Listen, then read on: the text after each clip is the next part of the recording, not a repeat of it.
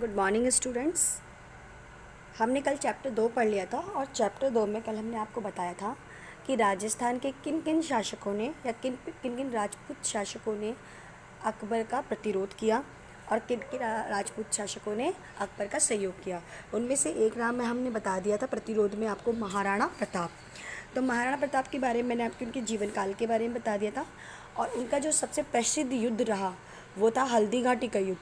और हल्दी घाटी का युद्ध से पहले अकबर ने 4 बार अकबर को इसको महाराणा प्रताप को मनाने के लिए 4 शिष्टमंडल भेजे थे। मैंने आपको बताया था पहला शिष्टमंडल भेजा था जलाल खां के अंडर में, दूसरा जो शिष्टमंडल भेजा था वो भेजा था मानसिंह के अंडर में, तीसरा भेजा था भगवान दास के अंडर में और चौथा भेजा था टोडरमल के अंडर में। तो ये चारों ही शिष्टमंडल असफल रहे थे किसको मनाने में, महाराणा प्रताप को मनाने में। तो जब ये शिष्टमंडल नहीं मना सके तो अकबर ने फिर बोला कि अब हम क्या करेंगे, उसके साथ में युद्ध करेंगे। तो अकबर ने क्या करा, अपनी मुग़ल सेना का नेतृत्व का मतलब होता है यानी संभालने वाला या उसको आदेश देने वाला, किसको बना दिया, मानसिंह को बना दिया। अब मानसिंह अब मुग़ल सेना को लेकर के कहाँ चल दिया, मेवाड़ की ओर चल दिया। ठीक है, तो अब हम इसकी पूरी एक घटनाक्रम में है सीधा कि मुग़ल सेना को लेकर मानसिंह अपने मेवाड़ क्षेत्र की ओर चला और ये वहाँ से चला था 3 अप्रैल 1576 को। और शाही सेना कहाँ से रवाना हुई थी, अजमेर से रवाना हुई थी। उसने पहला पड़ाव मांडलगढ़ में डाला। 2 माह तक वो वहाँ पर रुका हुआ रहा और फिर आगे नाथ द्वारा से होते हुए खमनोर में मनोरा के नामक गांव के पास में पड़े दूसरा पड़ाव डाला उसने। फिर आगे चल कर के जब वहाँ तक ये पहुँच गया तो उसकी खबर किसको लग गई, महाराणा प्रताप को लग गई। तो महाराणा प्रताप भी अपनी सेना को तैयार करने लगा और वहाँ पर एक जो मेवाड़ है, मेवाड़ में एक तंग रास्ता है जिसको हम कई बार बोलते हैं दर्रा। तो उस दर्रे के अंदर कम सेना के साथ में कौन पहुँच गए, हमारे महाराणा प्रताप पहुँच गए। और वहाँ से उस तंग रास्ते से सिर्फ एक आदमी ही आ और जा सकता था। तो वो वहाँ से पहुँचा और वहाँ पर जा कर के उसने सेनाओं को तैयार किया। फिर 18 जून 1576 को दोनों आमने सामने हुए, हल्दी घाटी के मैदान में आमने सामने हुए और वहाँ पर उन्होंने क्या लड़ा, युद्ध लड़ा। तो प्रथम चरण जो युद्ध था यानी पहला, क्योंकि जो युद्ध जो होते थे वो ज़्यादातर दिन में ही होते थे, नाइट में युद्ध, रात में युद्ध कभी भी नहीं होते थे। तो जो पहला चरण का युद्ध था यानी सुबह से स्टार्ट हुआ था, शाम तक जो चला, और उस सेना का जो नेतृत्व कर रहा था महाराणा प्रताप की ओर से, वो तो कर रहे थे कौन, हाकिम खां। कौन कर रहे थे, हाकिम खां। और इधर से मुग़ल सेना में जो थे वहाँ पर कौन कर रहे थे, मानसिंह जी कर रहे थे। तो दोनों में युद्ध हुआ और पहली बार महाराणा प्रताप की सेना ने इतना ज़बरदस्त अपना जोश दिखाया युद्ध लड़ने में कि मुग़ल सेना अपने घुटने टेक दी और भागने को तैयार हुआ। लेकिन जैसे ही पता लगा मुग़ल सेना के नेतृत्व करने वाले मेहत्तर खान ने, तो उसने एक झूठी खबर फैलाई कि ना महाराणा की जो अपने महाराजा हैं या बादशाह हैं वो अपनी मुग़ल सेना के साथ में या शाही सेना के साथ में युद्ध के मैदान में आ रहे हैं। और ये खबर सुनते ही जो मुग़ल सेना अपना पूरी तरह से विश्वास होता है कि खो चुकी थी कि अब हम जीतेंगे, अब वापस से वो जोश खरोश के साथ में खड़ी हो गई ये सुन करके कि हमारे अकबर आ रहे हैं या हमारे बादशाह आ रहे हैं। और वापस से उन्होंने युद्ध लड़ा।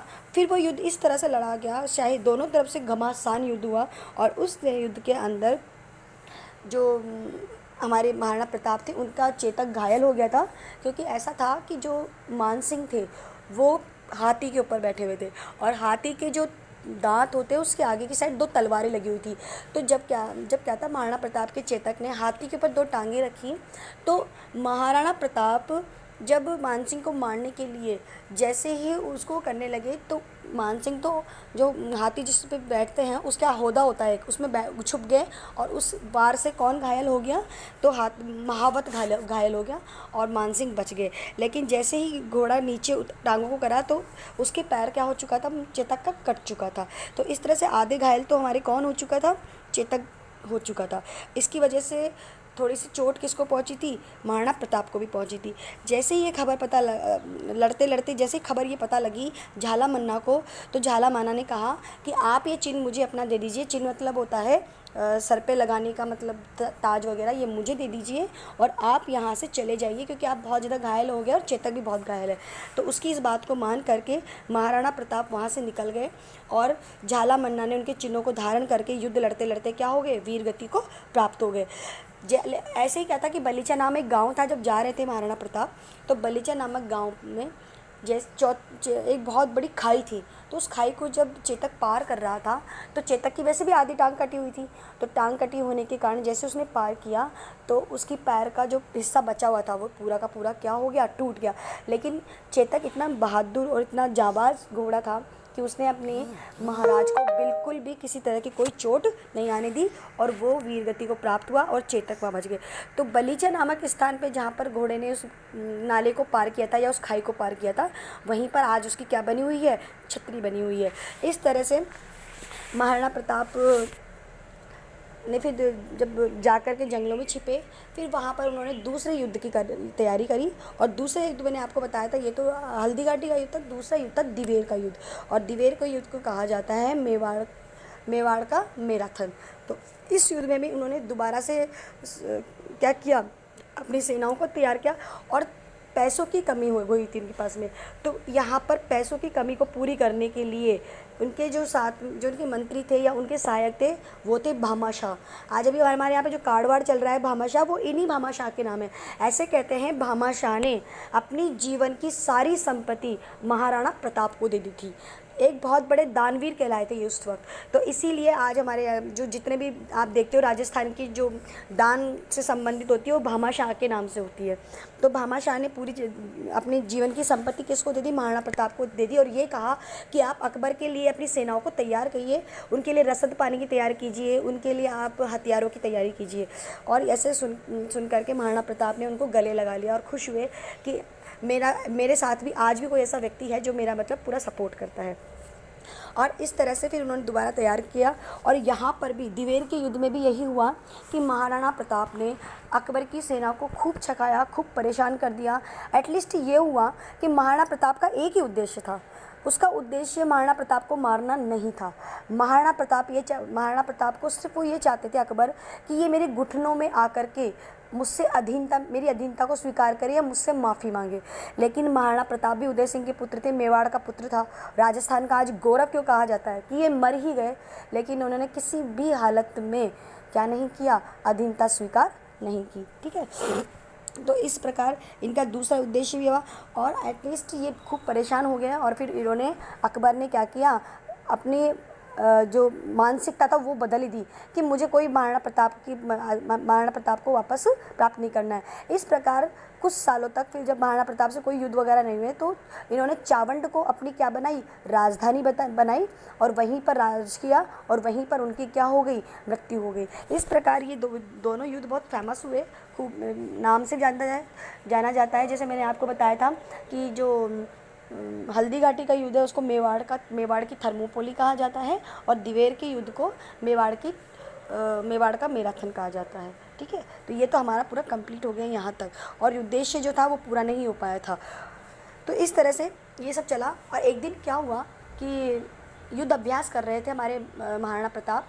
तो युद्ध अभ्यास करते हुए धनुष में जो तार होता है उस तार को चढ़ाने की वो कोशिश कर रहे थे।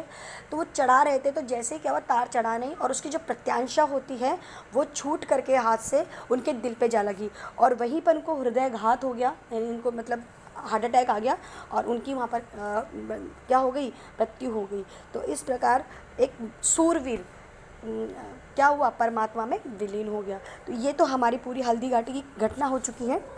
और बारडोली में उनका आज क्या बना हुआ है, एक स्मारक बना हुआ है। तो ये पूरी एक कहानी थी हल्दी घाटी के बारे में। और एक मैंने आपको एक नाम और बताया था कि जिनके पद चिन्हों पे चले महाराणा प्रताप, तो वो दूसरा नाम था राव चंद्र सेन।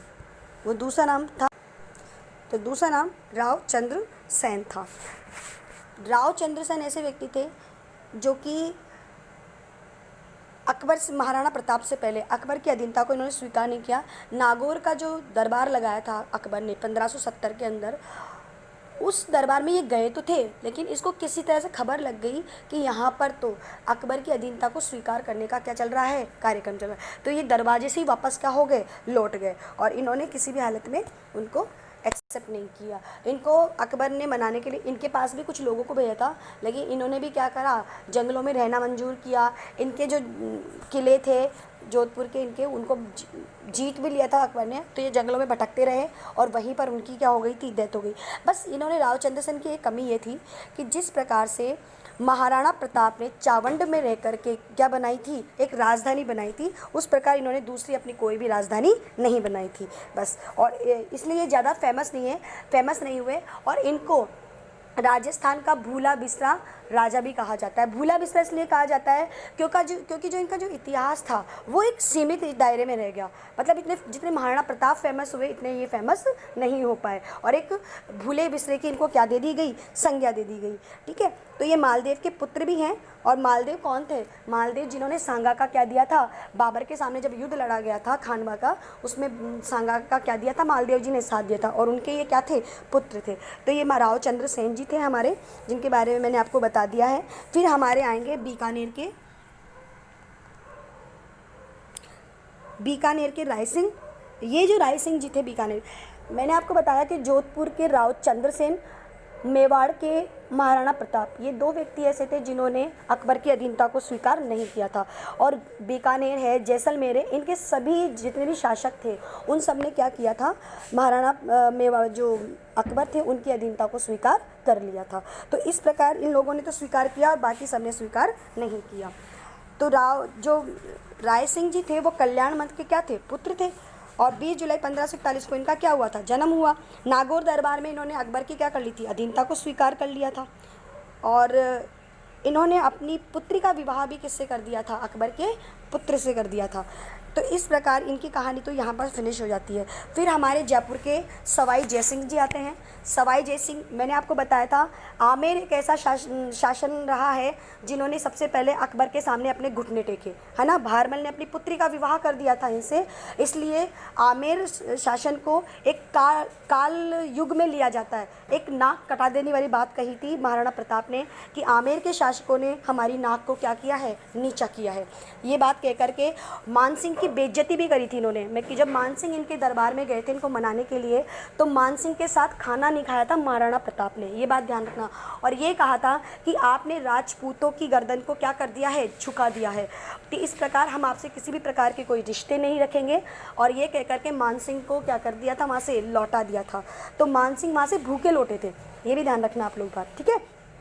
तो ये पूरी एक क्या है, आमेर की कहानी है। क्योंकि पूरे राजस्थान में आमेर एक ऐसा शासन था जिसने मतलब सबसे पहले अपने आप को क्या किया था, अधीन किया था अकबर के सामने।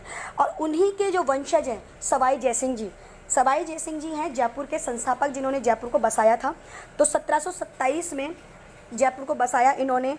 और जितने भी कछवाहा वंश है या आमेर के जो शासक है, उन्होंने अकबर के शासन में अपना एक पद रखा है। मैंने आपको बताया था मानसिंह को 7000 मनसब का क्या मिला हुआ था, पद मिला हुआ था। और इन्होंने मतलब खूब सेवा करी है अकबर की, जहांगीर की, औरंगजेब की। मतलब एक तरह से ये कह सकते हो कि इन्होंने जो मतलब तलवे चाटे हैं इन लोगों के, अकबर के, ठीक है, ये उसमें से आते हैं ये लोग। तो सवाई जयसिंह जी के बारे में मैं आपको ये बताऊंगी कि सवाई जयसिंह जी बहुत अच्छे ज्योतिषाचार्य थे। इनको नक्षत्रों का इनका बहुत अच्छा ज्ञान था। और इन्होंने जयपुर की जो स्थापना की वो पूरा का पूरा एक विधिवत सिस्टम से किया। और इन्होंने बंगाल से विद्याधर भट्टाचार्य को बुलाया और जयपुर के लिए नक्शा बनवाया। और उसी के आधार पर, ज्योतिषिक विद्या के आधार पर ही जयपुर को क्या कराया, बसाया। इन्होंने 5 वेधशालाएँ बनवाई।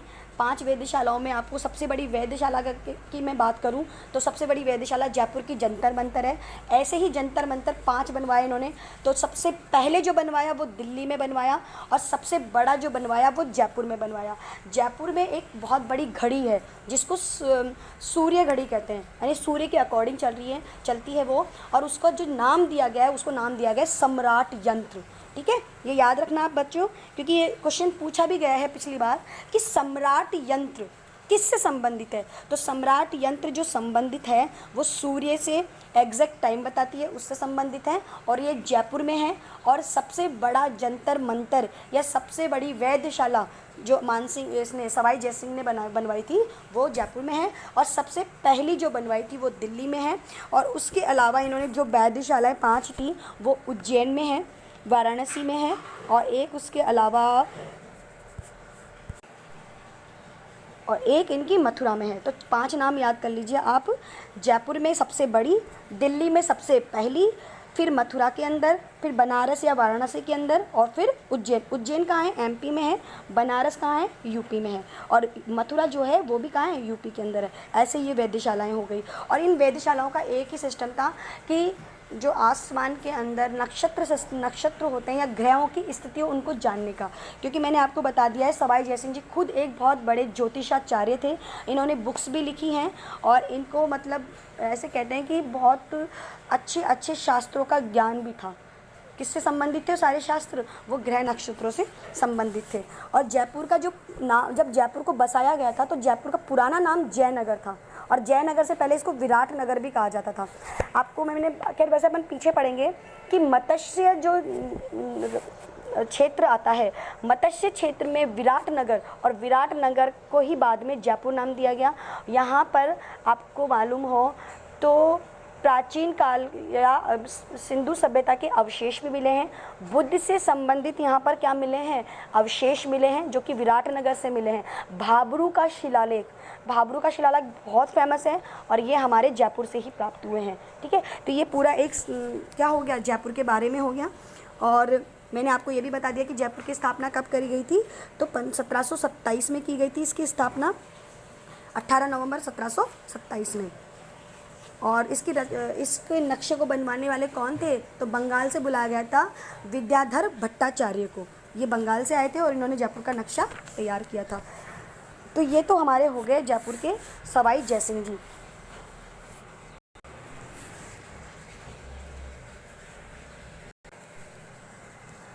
दूसरा नाम है अमर सिंह राठौड़। अमर सिंह राठौड़ जो थे वो जोधपुर के महाराजा गज सिंह के 3 पुत्रों में सबसे बड़े पुत्र थे। और जसवंत सिंह जी व तीसरा इनका जो पुत्र था वो अचल सिंह जी था। किसका? गज सिंह जी का। अमर सिंह राठौड़ पराक्रमी व निडर थे, मतलब इनको भी किसी से कोई डर वर नहीं लगता था, और ये भी, लेकिन इन्होंने अधीनता स्वीकार कर ली थी। गज सिंह ने अनारा नामक पासवान से बहकाव में आकर के अमर सिंह को राज्याधिकार से वंचित कर देश से निकाला दे दिया। अमर सिंह राठौड़ मुगल बादशाह की सेवा में जा पहुंचा। ये तो मैं आपको बताया कि अधीनता स्वीकार कर ली, और उनकी बहादुरी से प्रसन्न होकर शाहजहाँ ने इसको किसकी उपाधि दे दी? राव की उपाधि दे दी। इस प्रकार अमर सिंह राठौड़ 15 दिन तक मुगल दरबार में अनुपस्थित रहे। तो बादशाह शाहजहाँ ने उनकी अनुपस्थिति का कारण पूछा, तो अमर सिंह ने स्वाभिमान के साथ उत्तर दिया कि मैं केवल शिकार के लिए गया था, अतः दरबार में नहीं आ सका। जहाँ तक जुर्माना अदा करने की बात है तो मेरी तलवार मेरी संपत्ति है, इसे आप अपनी क्या रख लीजिए? जुर्माने के तौर पे रख लीजिए। तो जुर्माने को वसूल करने के लिए बख्शी सलावत खां उसके पास भेजा। अमर सिंह ने जुर्माना देने से इनकार कर दिया। बादशाह ने अमर सिंह को तुरंत हाजिर होने का आदेश दिया। अमर सिंह राठौड़ ने आदेश का पालन किया और दीवाने खास में पहुंचकर बादशाह का अभिवादन किया। वहां पहुंचते ही दरबार में उपस्थित सलावत खां ने उसको गंवार कहा।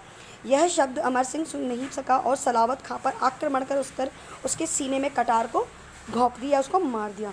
इसके बाद अमर सिंह ने बादशाह शाहजहाँ पर आक्रमण कर दिया, किंतु शाहजहाँ बच निकले। भयभीत बादशाह जानाना महलों में भागा। अमर सिंह के साले अर्जुन गौड़ ने इमाम के लालच में धोखे से अमर सिंह पर आक्रमण कर उसे मार दिया। यह सुनकर अमर सिंह के सरदारों और सैनिकों के मुंह खून का उबाल आ चुका था। उन्होंने उसी समय दिल्ली जाकर शाहजहाँ के निवास स्थान लाल किले में बुखारा द्वार से प्रवेश किया। राठौड़ों की संख्या मुगलों की सेना के सामने नाम मात्र थी, इसीलिए सभी राठौड़ लड़ते हुए वीर गति को प्राप्त हुए। लाल किले के बुखारा द्वार को उसी दिन ईंटों से बंद करवा दिया गया और उसी दिन से यह द्वार अमर सिंह फाटक के नाम से जाना जाता है, क्योंकि अमर सिंह इस दरवाजे से आने वाला था, तो इसीलिए इसको क्या नाम दे दिया गया? अमर सिंह का फाटक। इसको अंडरलाइन कर लीजिएगा, ये इम्पॉर्टेंट है, इसे आप अंडरलाइन कर लीजिए। अमर सिंह का फाटक, लाल बुखारा द्वार को उसी दिन से ईंटों से बंद करवा दिया गया और उसी दिन से इस द्वार का नाम क्या रख दिया गया? अमर सिंह का फाटक। ये यहाँ तक इसको अंडरलाइन के लिए क्वेश्चन पूछ लेते हैं कि अमर सिंह का फाटक कहाँ पर है, तो अमर सिंह का फाटक कहाँ है, दिल्ली के अंदर है। दिल्ली का जो दरवाज़ा है उसको, पीछे का जो दरवाज़ा है, प्रवेश द्वार है, उसको कहा जाता है अमर सिंह का फाटक। ये यहाँ तक तो हो गए हमारे राजस्थान के शासक जिन्होंने किसका प्रतिरोध किया या जिन्होंने सहयोग किया, अकबर का।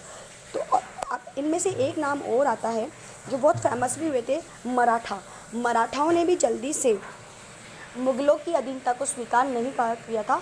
और उन मुग़लों में से भी सबसे बड़ा जो नाम आता है, जिस तरह महाराणा प्रताप का राजस्थान में नाम आता है, उसी प्रकार मराठों में जो नाम आता है वो आता है छत्रपति शिवाजी का।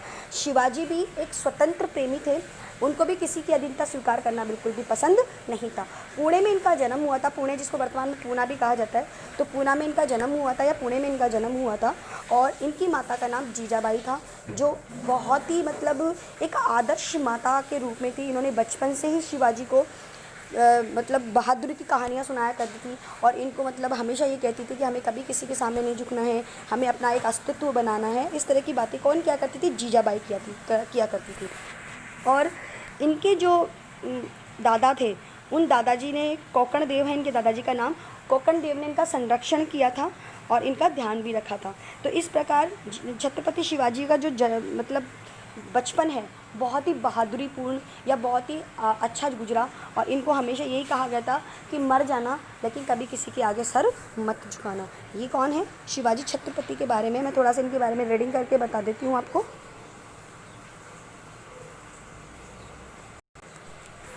तो इनका जन्म जो हुआ था 20 अप्रैल 1627 ईस्वी को शिवनेर के दुर्ग में हुआ था। शिवनेर का दुर्ग कहाँ पर पड़ता है, ये पूना में ही पड़ता है।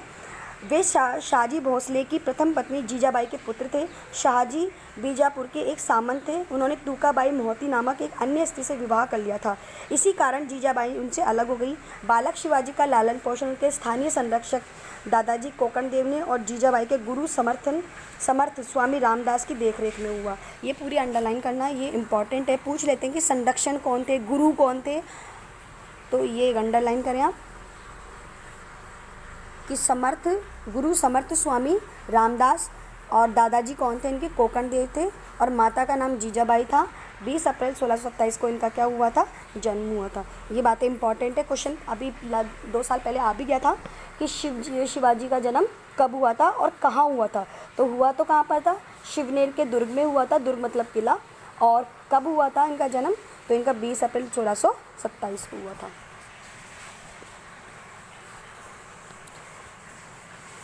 12 वर्ष की अल्पायु में शिवाजी ने अपने पिता से पूना की जागीर प्राप्त की। सर्वप्रथम 1646 में 19 वर्ष की आयु में उन्होंने कुछ मावले युवकों का एक दल बनाया। मावले मतलब इनके जो एक वंश या जात जिसे कहते हैं, वो मावले का एक क्या बनाया, ग्रुप बना लिया और पूना के निकट स्थित तोरण दुर्ग पर अधिकार कर लिया। दुर्ग का नाम है तोरण दुर्ग, उस पर अधिकार कर लिया। 1686 ईस्वी में उन्होंने बीजापुर के सुल्तान से रायगढ़, चाकण तथा 1647 में बारामती, इंद्रपुर, सिंहगढ़ तथा पुरंदर का दुर्ग भी छीन लिया। 1656 ईस्वी में शिवाजी ने कोंकण में कल्याण और जावली का दुर्ग भी अधिकृत कर लिया। 1656 ईस्वी में इन्होंने अपनी राजधानी किसको बनाया था, रायगढ़ को बनाया था। शिवाजी के साम्राज्य विस्तार की नीति से रुष्ट होकर बीजापुर के सुल्तान ने 1669 ईस्वी में अफजल खां नामक अपने सेनापति को उनका दमन करने के लिए भेजा। अफजल खान के बारे में आपको ये बताना चाहूँगी कि अफजल खां को अपने आप पर बड़ा घमंड था। ये कहता था कि जिस शिवाजी जो कि 5 फुट का है, उसको तो मैं एक अपनी चुटकियों पे क्या कर लाऊंगा, उठा के ले आऊँगा, टेंशन मत करो आप। और उसने ये बात बोल करके और कहाँ चल दिया, वो शिवनेर दुर्ग की तरफ चल दिया उसको। और उसने बड़ी मतलब धोखाधड़ी करने के लिए अपने पीठ के पीछे क्या लगी थी, तलवार मतलब कतार दबा ली थी मारने के लिए। तो अफजल खां ने क्या करा, शिवाजी के पास में संदेश भिजवाया कि मैं आपसे संधि करना चाहता हूँ, मैं आपसे वार्तालाप करना चाहता हूँ। तो शिवाजी भी समझ गए कि मुग़ल कभी किसी के नहीं रहे हैं, तो उन्होंने भी अपनी पूरी तैयारी रखी। उन्होंने भी अपने शरीर पर अंदर की साइड लोहे का पूरा क्या पहन लिया, वस्त्र पहन लिया, और हाथों में बाघ नख क्या होते हैं, अंगूठियों की तरह होते हैं, और मुट्ठी की साइड में शेर की नाखून की तरह अंदर की ओर पंजे होते हैं, उसको पहन लिया। उसको पता था कि अफजल खां आ रहा है तो कोई संधि करने नहीं आ रहा है, ये किसी न किसी कोई चाल या षड्यंत्र को रच करके आ रहा है। और अफजल खां के बारे में ये कहा जाता है कि ये बंदा 7 फुट लंबा था, 60 फुट लंबा चौड़ा, पूरा मतलब राक्षस की तरह लगता था। और इसको इतना विश्वास था कि मैं अपनी बगल में दबा करके उसको मार दूंगा या उसको वो कर दूंगा, समाप्त कर दूंगा। तो वो गया वहाँ पर, तो शिवाजी समझ ही चुके थे, तो शिवाजी ने भी, तो जैसे ही अफजल खान ने और अपनी शिवाजी को गले लगाया, तो उसने क्या करा, कटार जो थी अपने पीठ से निकाली अफजल खान ने, और शिवाजी के जैसे ही मारने लगा तो घुस आया। तो आपको तो मैंने बताया ही था कि भाई इन्होंने लोहे का क्या पहन रखा था, अंदर वस्त्र पहन रखा था, ठीक है। तो शिवाजी के वो नहीं हुआ, लेकिन शिवाजी ने क्या कर रखा था, हाथों में बाघ नख पहन रखे थे। तो दोनों एक हाथ में जो बाघ नख पहना था, जैसे ही इन्होंने उसको गले लगाया, उस बाघ नख से उनका पूरा शरीर चीर दिया। और उसी वक्त अफजल खां की क्या हो गई, वहाँ पर मृत्यु हो गई, और पूरा का पूरा पेट जो था फट गया था अफजल खां का।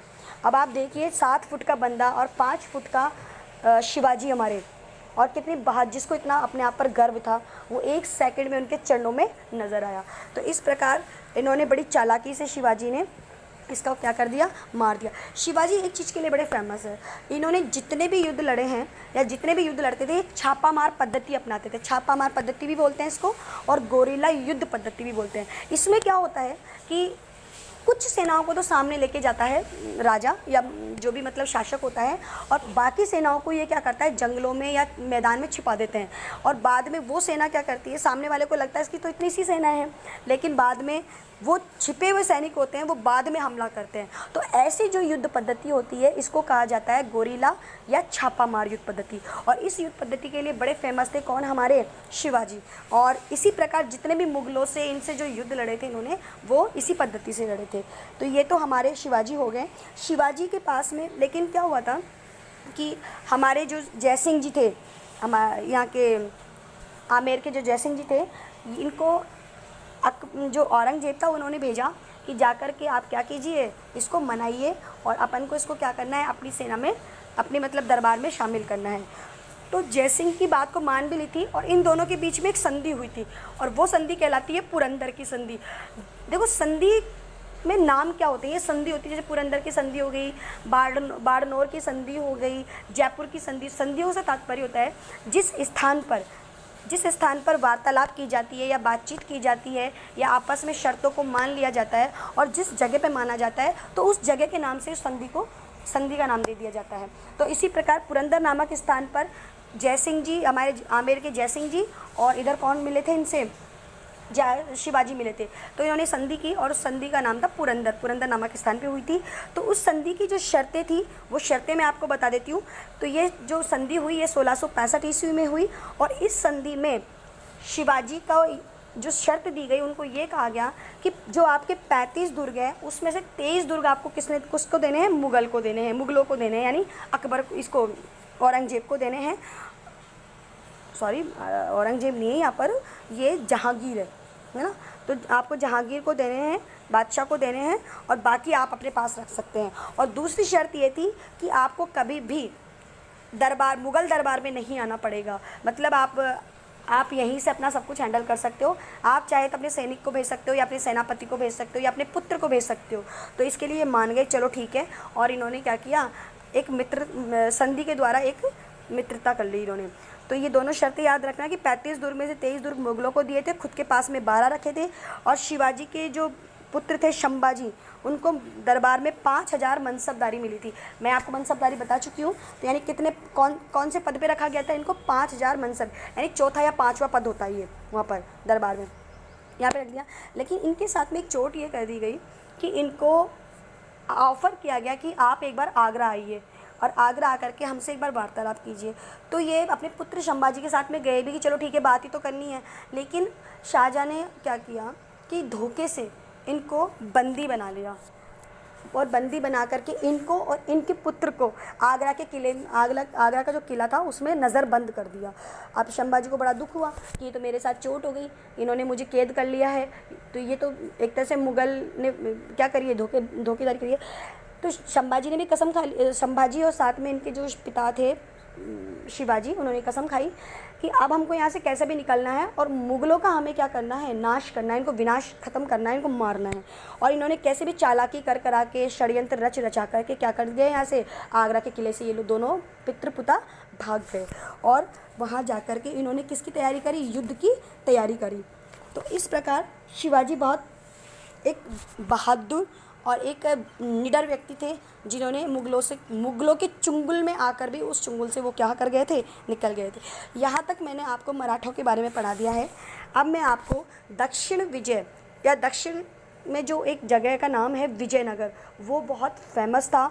और ये जो क्षेत्र था ये बहुत फेमस इसलिए हुआ कि यहाँ की जो भाषा और संस्कृति है वो उत्तर भारत और मध्य भारत से बिल्कुल अलग है। तो इसके बारे में मैं आपको कल पढ़ाऊँगी। यहाँ तक हमारा चैप्टर क्लोज़ होता है। अब हम इसके बारे में जो भी मैंने आपको पढ़ाया इसको ध्यान से समझिएगा। मैंने अंडरलाइंस कराई, उनको ध्यान रखिएगा, क्योंकि इसमें एक एक नंबर के, दो दो नंबर के आपके क्वेश्चंस आते हैं। इस प्रकार जो मैं आपको कोई क्वेश्चंस दूँगी वो इसी में से करने हैं आपको।